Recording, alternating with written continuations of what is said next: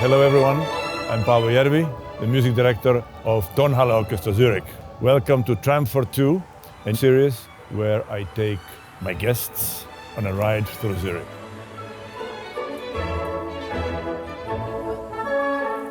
Today we have a very special guest with us, the Officer of the Order of British Empire, Wayne Marshall. Welcome. Hi, Paavo, it's good to see you. This title is very, very important, Officer of the Order of British Empire. Well, it's a sort of recognition, really, of my contribution to music. I think this was especially during COVID. I did a lot of things during COVID, a lot of broadcasting on social media. I did a weekly concert. I saw them. Yeah. I saw them. It was great. Yeah. Actually, I have to thank my wife really for this because my last concert was in Moscow. Everything was being cancelled. And then she said to me, "Oh, Wayne, you're going to go live on Facebook on Sunday night." It became a bit of an obsession, actually.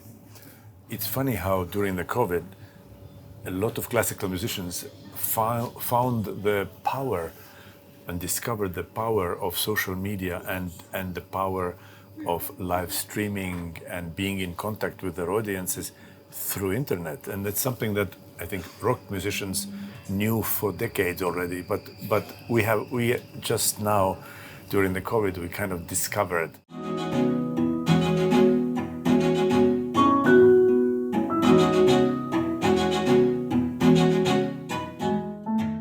If people wake you up in the middle of the night and ask, who are you? Are you an organist, pianist, jazz, classical? I'm a musician, that's basically what it is. I happen to play the organ, I happen to play the piano, and I conduct. So you would not have one thing that you would put above others? Not really, no. I started as a pianist, and then I gravitated to the organ. And, Why organ? Well, I come from a very strong church-going family anyway. Right. Church was right across the street, literally. My parents were in the choir. And I was always fascinated by this instrument up on the right. This thing was making the sound of the organ. I wanted to get my hands on this instrument. When I was at school, the music teacher said to me, "Oh, Wayne, please go and play me a chord of G major on the organ." That was really like putting the fire to the fuel. Yeah, right. And the rest is history, basically. That's it. What about jazz? Like hardcore, real, straight up jazz? Yeah, I love jazz. My jazz is more of it comes from more of a classical background. That's basically what I am. But I love jazz. Yeah, I've listened a lot to jazz. And I love it too. But I know that there is a big difference between people who love and sometimes try to play jazz, and then the really sort of hardcore jazz pianists who really know the harmonies and know the style, inside of it. Yeah.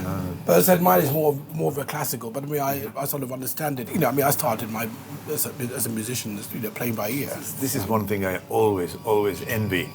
The whole musical hearing and understanding comes from listening, and they can analyze it. It comes so easily because it's a harmonic thinking. Yeah, it's harmonic. Yeah. Classical musicians are not automatically trained to do, and then later we sort of superimpose it on our technical abilities, and it's not natural.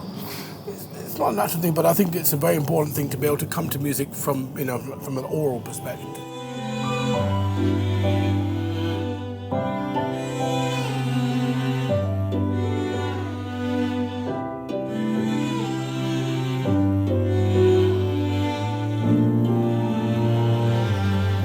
We're playing the concerto in F, which is maybe one of my favorite pieces by Gershwin, and I love Gershwin anyway, and of course you are the specialist of Gershwin.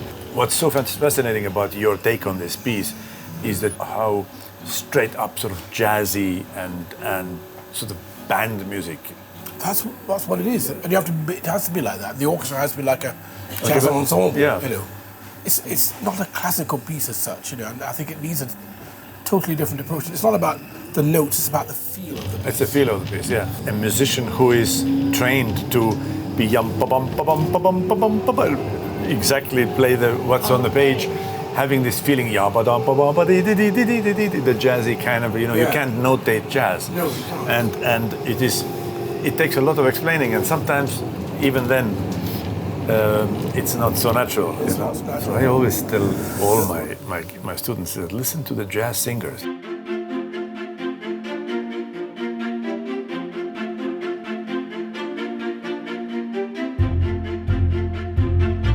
Now with moving back to England and all the Brexit, post-Brexit situation, how do you feel it's affecting the life and musical life in England?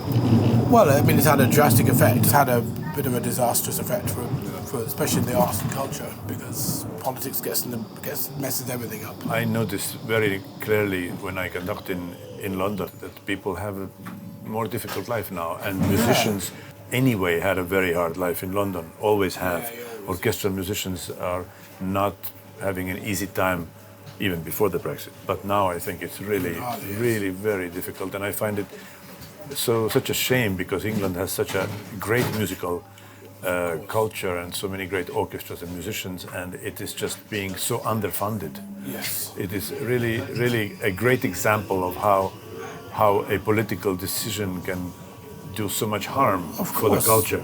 And people are not thinking about this. I mean, now, the most important question, of course, food. So you said you don't have a favorite. I don't have a favorite. I mean, I love Indian food. You brought up in England. That is why Indian food is the second nature. But that happened much later for me. I never liked Indian food, but now, because of my connection to England, I love it. But my problem is I'm very fussy, because I don't like a lot of things. So I like my food very simple and very plain, you know. British cuisine was always famous for being one of the worst in the world.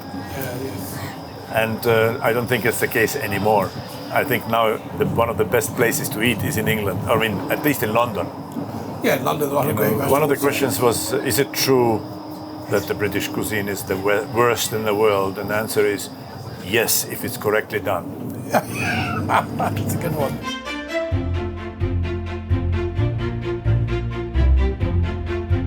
The problem in London, of course, is that there isn't really a proper concert hall. Well, this is the amazing thing about England, is that with all the kind of art that's going on there is not the one good hall to play in. Well, in London, certainly, there's nothing in London like the Tonhalle here.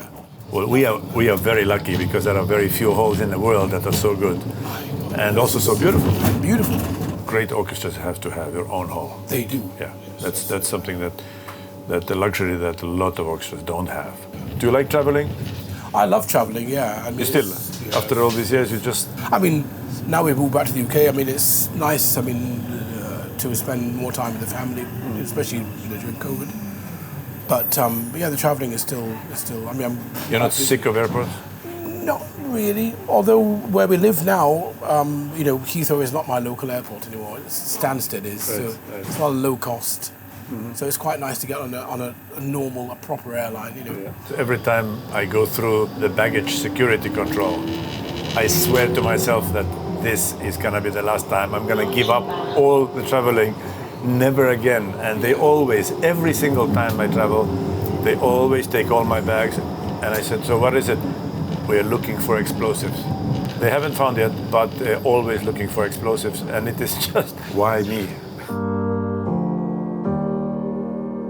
I remember when we had this fantastic little week in Pärnu in Estonia, and we did a Gershwin concerto there as well in my festival, and you went on the beach, and it was really windy, and you had this hoodie on, and you were like, this is, and you did such a nice post, and so this is Estonia, and this is how it looks like, and it's a bit windy here now, and all this, and I thought, this is so natural and so organic. This is the way it should be, not prepared and super polished. Just everything should be kind of organic and natural. Because people like to see behind the scenes. It was just good fun, and it was a kind of introduction really to me, or a kind of eye-opening situation. I mean, even people ask me, "Oh, Wayne, is it possible to come and see your rehearsals online?" Mm-hmm. I say, of course. I'd be very happy to have a live Facebook rehearsal, but unfortunately, it's not really allowed because of unions and the orchestra don't approve, which is a shame, because people.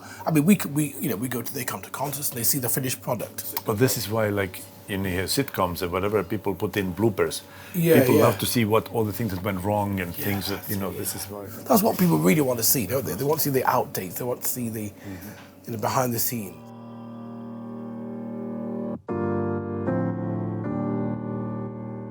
Thank you, Wayne Marshall, for joining us on this tram for this wonderful interview. That's a pleasure. First time I've been interviewed on a tram, I have to say. Thank you for being with us. Don't forget to follow us. See you next time.